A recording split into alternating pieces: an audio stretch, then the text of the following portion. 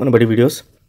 IITs and ఐఐటీస్లో ఇంకొక 15,000 seats పెరగనున్నాయి. దీనిపైన ఒక ప్రతిపాదన అయితే రావడం జరిగింది. అవి ఎప్పుడు పెరగనున్నాయి, సో దీనివల్ల కట్ ఆఫ్ మారనుందా అనేది పూర్తిగా ఈ వీడియోలో చూద్దాం. ఫస్ట్ టైం వచ్చిన యూజర్స్ ఖచ్చితంగా మన ఛానల్ సబ్స్క్రైబ్ చేసుకోండి, ఎందుకంటే సబ్స్క్రైబ్డ్ యూజర్స్కి మాత్రమే JEE counselling procedure end to end ఫ్రీగా ఇవ్వడం జరుగుతుంది. మెంటర్షిప్, అలాగే ఇంటర్మీడియట్ ఐపీఈకి సంబంధించిన most important questions, guest papers అంటే రేపు ఎగ్జామ్లో రాబోయే క్వశ్చన్స్ ముందు రోజే మీకు ఇవ్వడం జరుగుతుంది. అది ఓన్లీ ఫర్ సబ్స్క్రైబ్డ్ యూజర్స్. అలాగే EAMCET 30 days free coaching for subscribed users మాత్రమే ఇవ్వడం జరుగుతుంది. అలాగే ఈ చాలా డాక్యుమెంట్స్ అన్ని, క్వశ్చన్ పేపర్స్ అన్ని కూడా టెలిగ్రామ్ ఛానల్లో పెడుతున్నాము. ఒకసారి దాంట్లో జాయిన్ అవ్వండి, దాన్ని డౌన్లోడ్ అయితే చేసేసుకోండి. ఫైన్ స్టూడెంట్స్, ఇప్పుడైతే మనము ఐఐటీ ఎన్ఐటీలో మరో 15,000 సీట్లు పెరగనున్నాయి అని చెప్పి ఒక ప్రతిపాదన లాస్ట్ ఇయర్ 2024లో ఇవ్వడం జరిగింది గవర్నమెంట్కి. గవర్నమెంట్ ఈ ప్రతిపాదనని ఆమోదించడం కూడా జరిగింది. సో ఈ ఇయర్ నుంచి మనకు ఐఐటీల్లో ఎన్ఐటీల్లో సీట్లు పెరగనున్నాయి. ఎన్ని సీట్లు పెరగనున్నాయి అంటే 4,000 సీట్లు మనకు ఐఐటీలో పెరగనున్నాయి.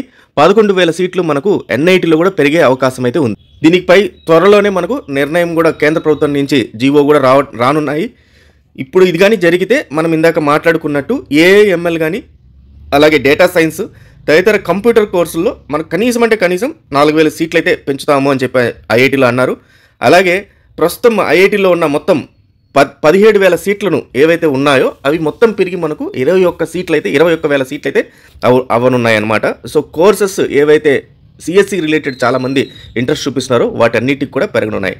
అలాగే ఎన్ఐటీలో కూడా మనకు పర్టికులర్గా ఎక్కడ ఎంత పెరుగుతాయి అనేది మనం కరెక్ట్గా చెప్పలేం, కానీ దాని వన్స్ మనకు గవర్నమెంట్ ఆర్డర్ వచ్చినది కానీ చెప్పలేము మనము. అంటే ఏ ఐఐటీలో ఎన్ఐటీలో పర్టికులర్గా హైదరాబాదు ఐఐటీలో, లేకపోతే బాంబే ఐఐటీ, చెన్నై ఐఐటీ వాటిలో ఎన్ని పెరుగుతాయి అనేది మనకు గవర్నమెంట్ ఆర్డర్ వచ్చినా తెలుస్తుంది, కానీ ఓవరాల్గా అయితే మాత్రం పెరుగుతుంది. సో దీనివల్ల మనకు కట్ ఆఫ్ చేంజ్ అవునుందంటే ఖచ్చితంగా చేంజ్ అవుతుంది.